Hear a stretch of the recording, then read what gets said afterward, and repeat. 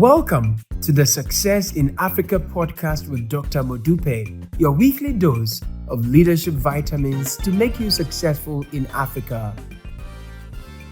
Welcome to part 2 of the Success in Africa episode, which features Dr. Martin Odour-Otieno. In part 1, we interviewed Martin about his early life and his education, and we learned a number of things about leadership from his early experiences. I encourage you to listen to that part 1 when you get the chance. Now we're into part 2, and we want to welcome Martin again. Martin, this time I want to switch gears to your professional life.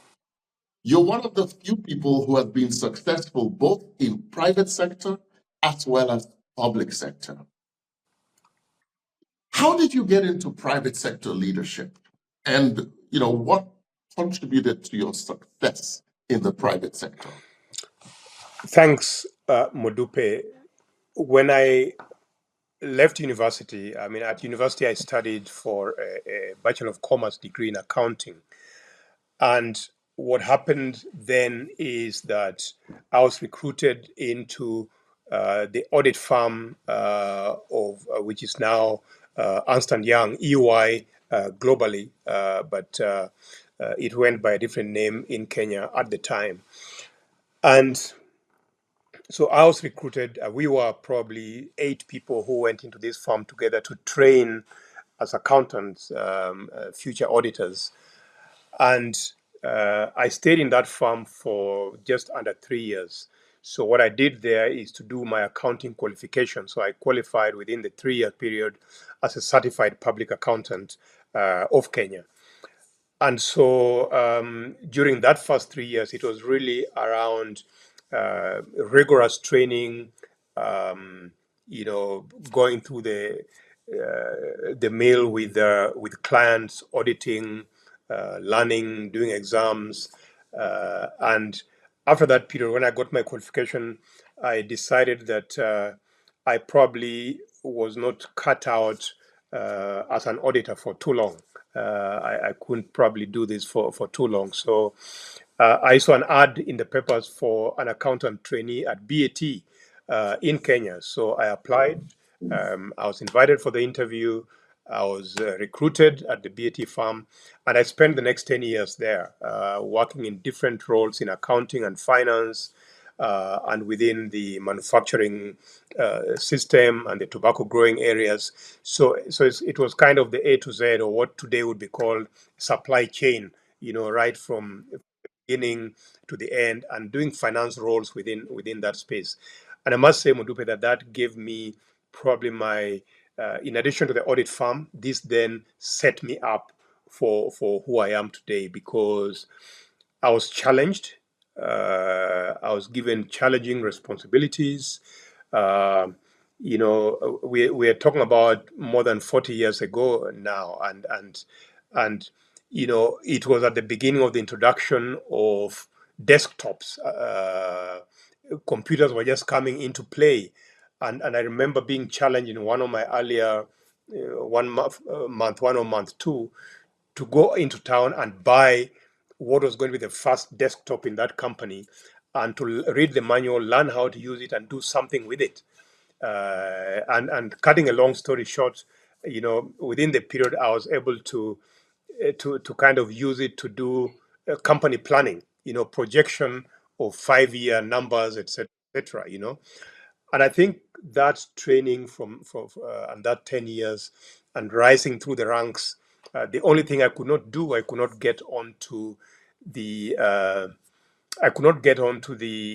the exco or the finance director role, which is what I was looking for as we know it today, because a number of those roles at the time were preserved. They were the preserves of the expatriate white community, and so I went up to just below that level. And then an opportunity arose for me through headhunting, and I joined banking, financial services, where I stayed for the next 18 years and rose to the level of finance director within Barclays, and ultimately a CEO or managing director at KCB in later years. But that was a progression of my kind of private sector life, Modupe, from training as an auditor to going and grounding myself as a real finance person within the manufacturing sector, uh, and then to financial services, where I spent the better part of 18 years. Martin, many people spend 18 years or 28 years in private sector and don't rise to becoming the CEO. What contributed to your success as a leader in the private sector?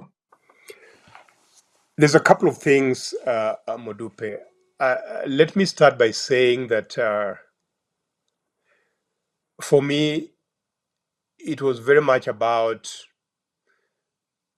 vision. I think it was very much about me thinking at a very early age of what I wanted to be or to do.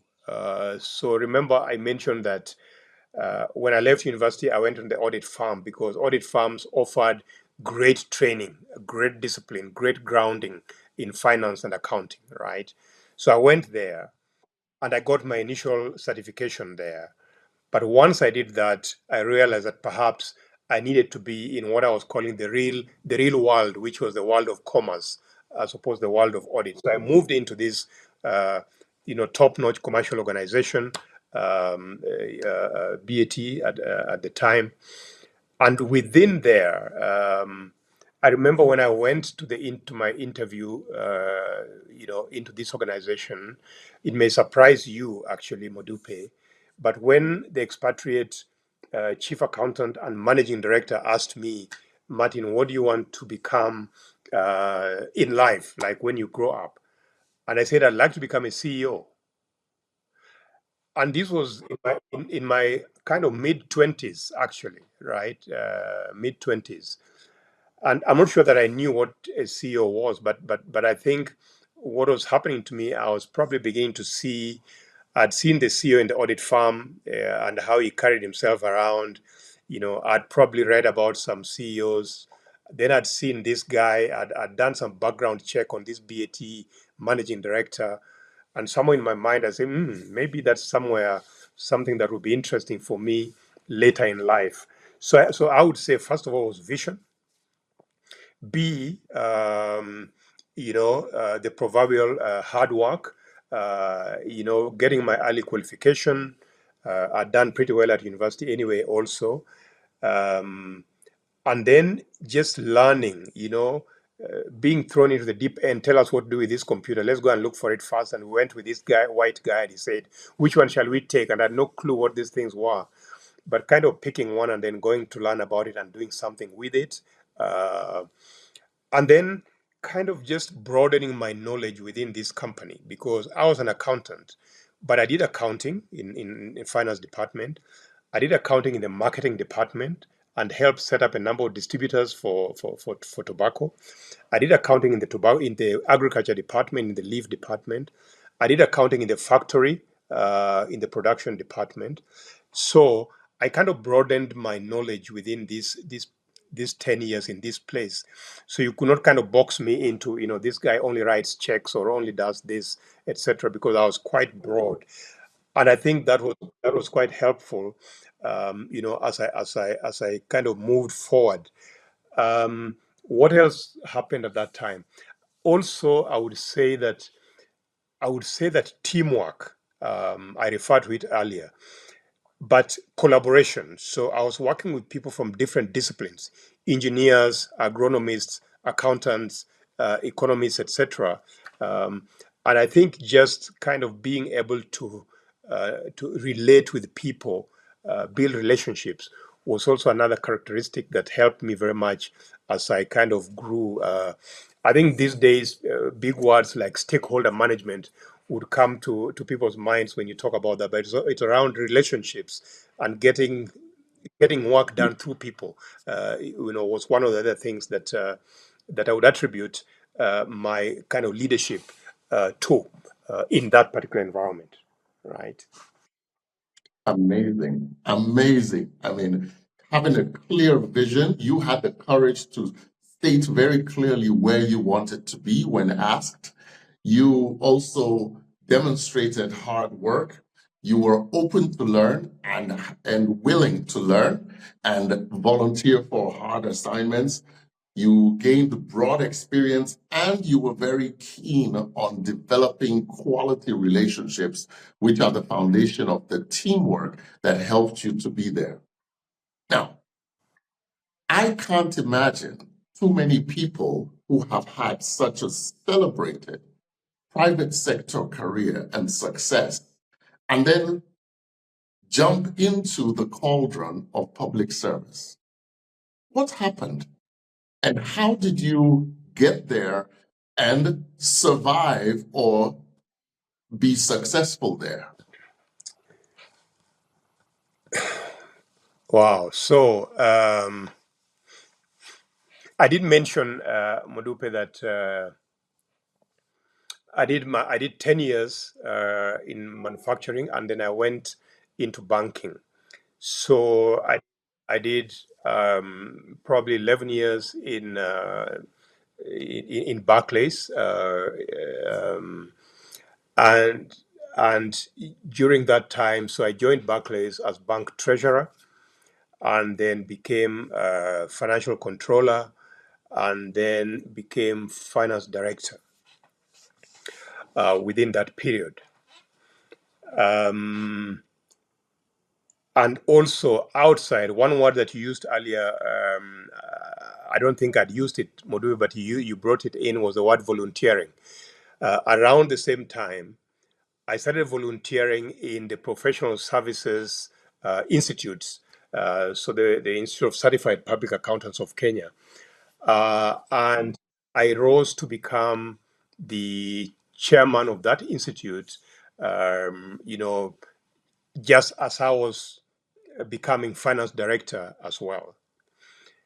I'm saying that because it is relevant to the next part of the story, which is what you've asked me. How did I get into public service? Because I had never worked in the public service, and I had not even thought about working in the public service. But because of some of the visibility that I had gained, because of my role as finance director of what was the number one bank in Kenya during those days, Barclays, because of my volunteering in the Accounting Institute and rising through the ranks, through the committees, and becoming elected, because an elective position, as elected as the chairman of these institutes, that created visibility for me, because as a chair of the institute, I was the spokesperson, and I would engage government and other stakeholders at different levels on economic matters and matters of policy, and matters of accounting and accounting standards. So as I'm sitting in my office one day as finance director, Richard Leakey, who had been asked by the President Moy at the time, to set up a team to come into the public service, almost as a rescue mission for the country, which was going through very, very difficult times at the time. The GDP growth rates were -1, were below 1%. There was agitation for political change, clamor for multipartyism. The donor community or the international community had run away from Kenya because of what they called poor governance, which was a nice word of saying corruption, and there were a lot of negatives and difficult things that were happening in the country at the time. So the World Bank and the IMF, which had kind of pulled out of the economy, somehow got convinced that if they had a little what became known as a dream team, to come into government, help clean up and support reform in the country across different areas, that then the country could get some breathing space. And so Richard came and recruited me and recruited 5 other people. So we were a team of 6 people who were given senior positions in government. So I was appointed permanent secretary in the Ministry of Finance in the Treasury of the government of Kenya. And I had a deputy who came from the IFC International Finance Corporation, Mwagazi Mwachofi. And then one of my other colleagues, Titus Naikuni, was appointed permanent secretary in the Ministry of Transport and Communication. He later on became, after all this experience, became the CEO of Kenya Airways that you mentioned earlier on. Two professors who are from World Bank type institutions were appointed to the Ministry of Agriculture. And then Richard was the head of public service. He came in as our leader in the civil service as head of public service. And so that's how I found myself into the public sector, right? And worked there for 2 years, and then exit at the end of the 2 years.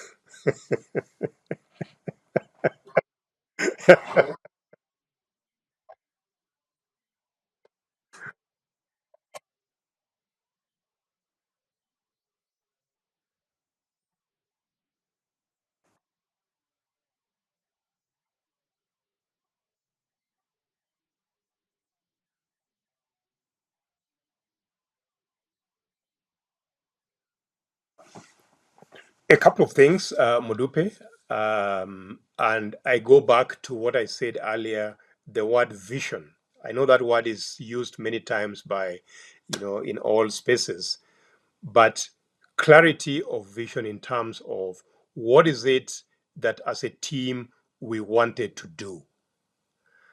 And our mandate was one of reform. So let's create some transformation in government and in our country that will then lead to the country getting back onto a growth trajectory, bring back some discipline through reforms in the governance institutions. And when I talk about governance institutions, I'm talking about the public itself, the public service itself. I'm talking about the judiciary. I'm talking about the anti-corruption bodies. I'm talking about the police system.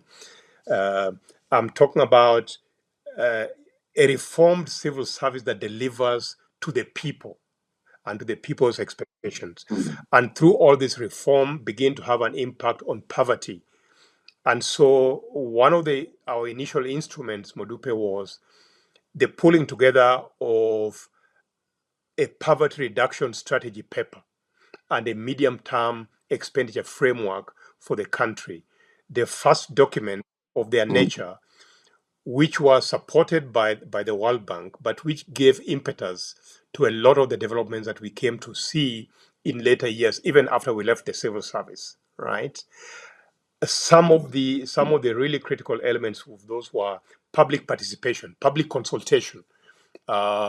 You can't lead people if you don't know what they're what they need, right? You need to talk to them, to hear, to listen, to hear what people need, right? And we went around during that period doing that. It was only 2 years, but I think that within those 2 years, what we did is to bring back hope, to demonstrate that it is possible to achieve success in reforms, even in the public service.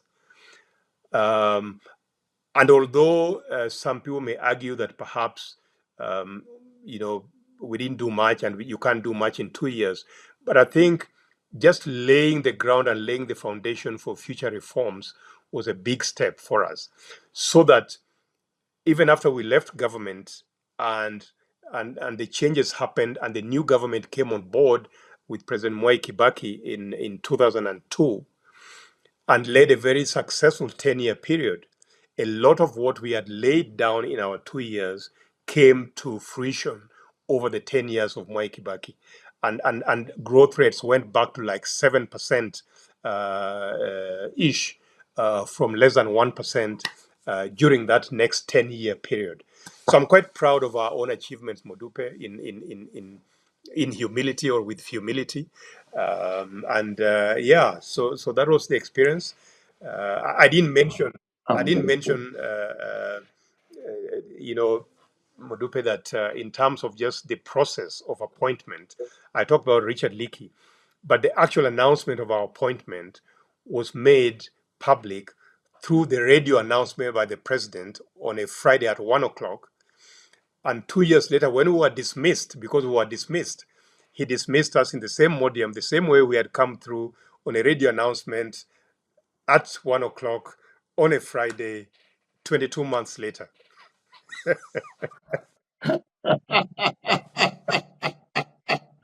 Well,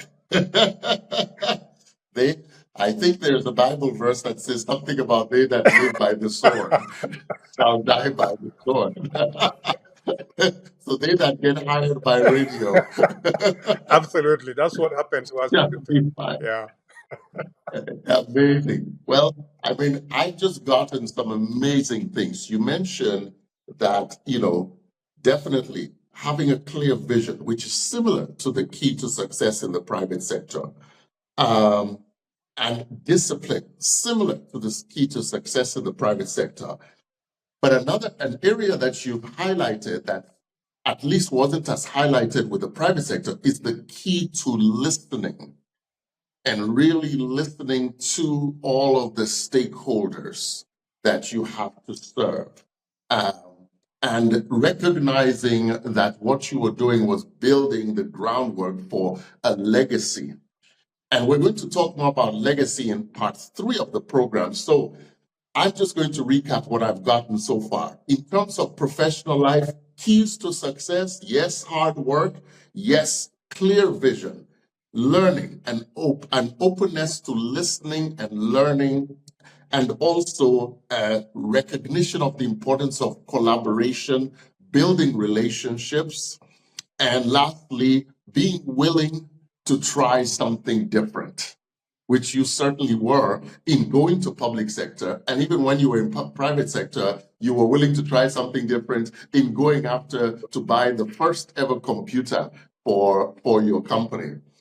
Folks, my name is Dr. Modupe Taylor Pierce, and we are learning about how to be successful in Africa by talking to people who have walked the path. This is part 2 of a 3-part episode focusing on Dr. Martin Odour-Otieno, a very successful Kenyan who's had an amazing career of success in private sector and public sector. If you like what you're listening to, please like this episode, subscribe to this channel, and tell your friends about it, because together we're building a successful Africa. In the 3rd part of this series, we're going to delve a little bit more into Martin's post, shall we say, public and private sector corporate life, as well as his personal life, because you do lead at home as well as in the office. Tomorrow belongs to those people who prepare for it today. See you next week.